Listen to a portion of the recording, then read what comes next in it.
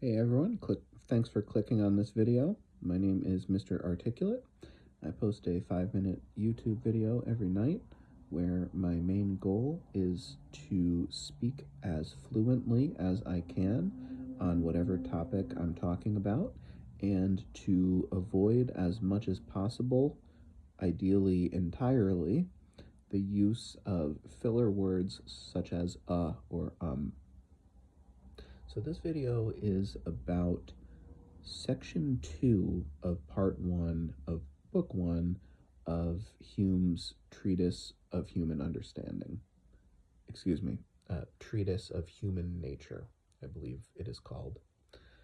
So this section is a lot shorter than the first section, and having laid out in section 1 that all human perceptions can be divided into impressions and ideas, and that ideas must always derive from impressions, or let me say that again, simple ideas must always derive from simple impressions, he poses himself the question for next step, what should he focus on?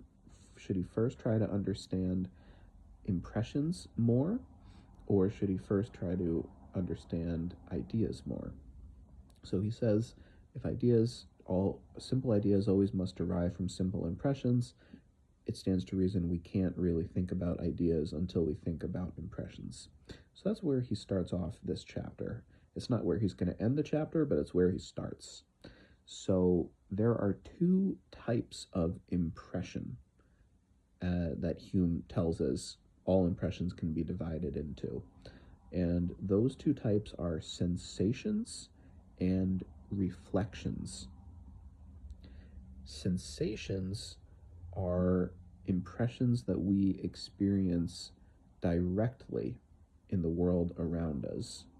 Reflections are actually impressions that derive from ideas. And of course, the ideas in turn must first have derived from impressions of the first variety, that being sensations. So my understanding is a sensation would be something like an instance of pleasure experienced, or pain, or heat, or cold, or sweet, or sour. Those would all be impressions of the first variety, which, again, those would all be sensations. Now, a sensation immediately creates in its wake an idea. And I think this is basically an automatic process.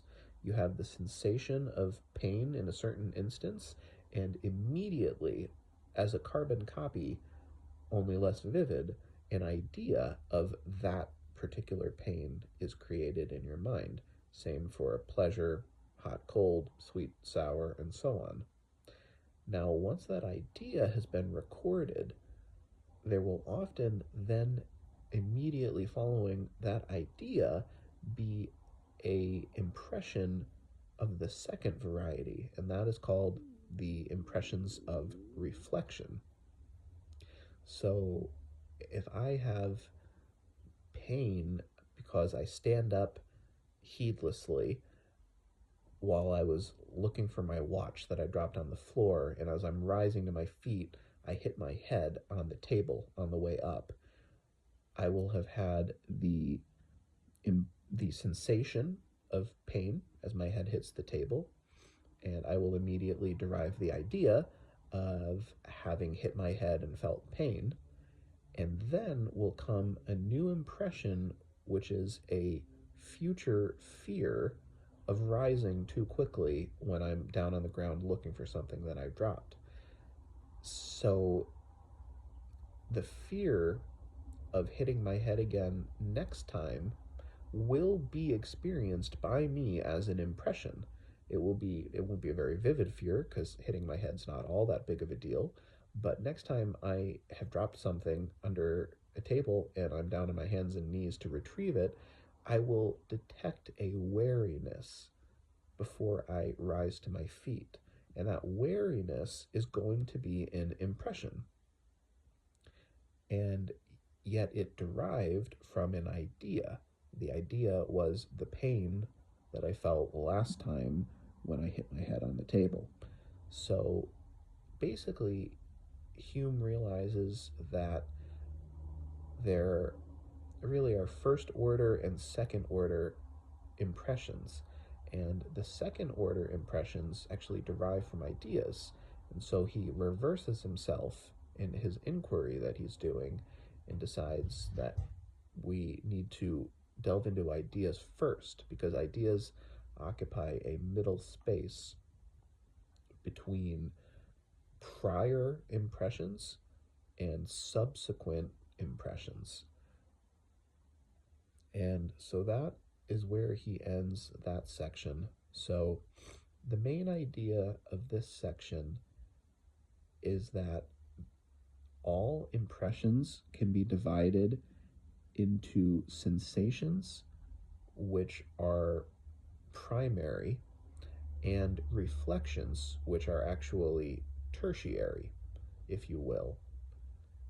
And an example of that is one that I've already just adduced with the hitting my head on the table.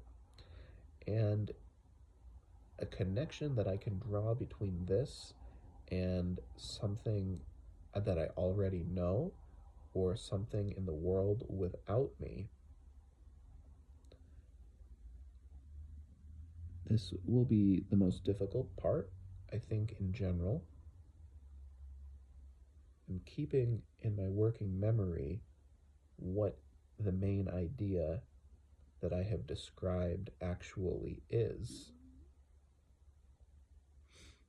And so I feel a little bit less of a blankness inside than I did when I got to this stage in my previous video on the first section of part 1 of the treatise.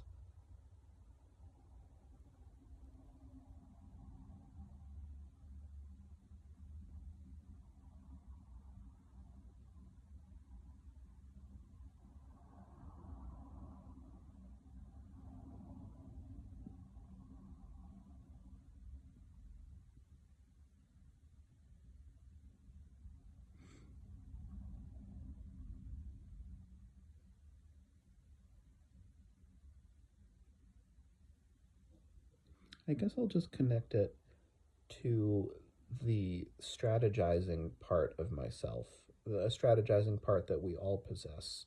But if I'm going to have a difficult conversation with someone, or I am going to sit down to do a type of work at a time of day or in a certain circumstance that is not favorable to getting the work done, there is a complex in me of strategizing. So to go with the first example I just mentioned, if I'm going to have a difficult conversation, I have a sensation of wariness, and that sensation derives from the idea that I have of how conversations of this type can go sideways. And that idea comes from complex sensations that I've had in the past where these conversations did go sideways. And I think I misspoke a moment ago, actually. I should have said I have an impression, or excuse me, an impression of reflection of wariness. And that wariness it's very dynamic, I guess.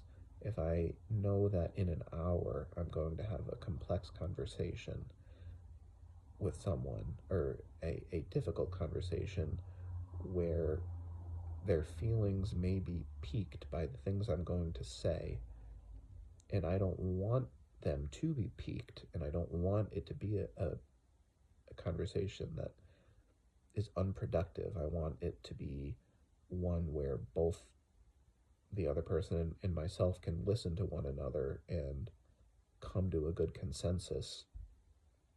I think I'm drawing on many, many ideas that I have that are the carbon copies of past sensations that I have experienced.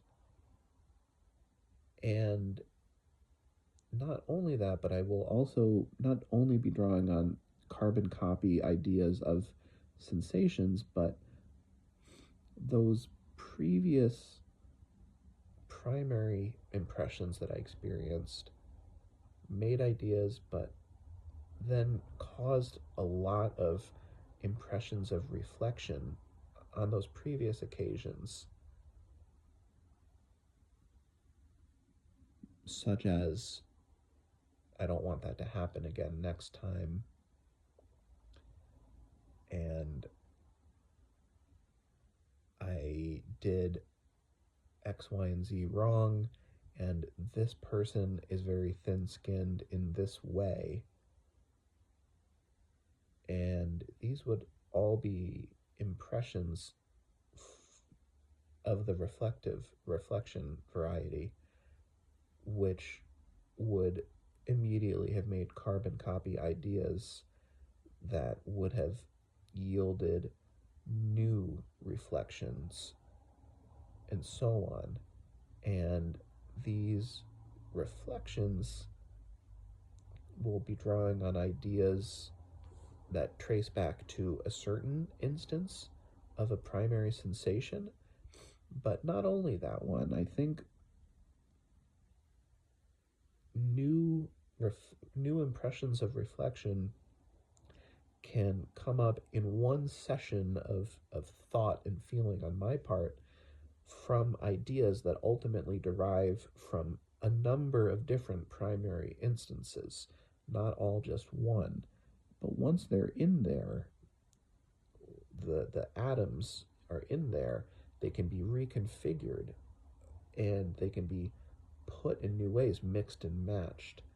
And so, as a man in my mid 30s, if I go into, or if I'm an hour away from having a difficult conversation with someone who I know and have a history with, and so on, I will be dealing with, not in a very conscious way, but in an underneath the top layer of my consciousness, I'll actually be utilizing, manipulating dozens of of reflections, dozens and dozens, and I'll be sorting through them and mixing and matching them over and over. I mean, they'll all be in a hopper, like the hopper that they use to with the ping pong balls to draw lottery numbers, and they'll all be hopping in the hopper, and I'll be taking them out and sifting through them and deriving. I suppose really, it's not the reflections directly. I'm actually sifting through the ideas that are the carbon copies of dozens of different reflections that I've had. And as I am doing that with all these ping pong balls of ideas, they're going to be creating new reflections over and over again. And every one of those reflections becomes, in the next second, a new idea that can be brought right into the mix with all the other ideas. So I definitely see a lot of interesting stuff here, and I definitely see how there could be some really interesting things that Hume can develop here that could have a lot of utility for someone like me reading the book. So that's it for this video. Thank you for watching to the end if you did, and I will be back soon enough with another video, and I hope have a good rest of your day or night.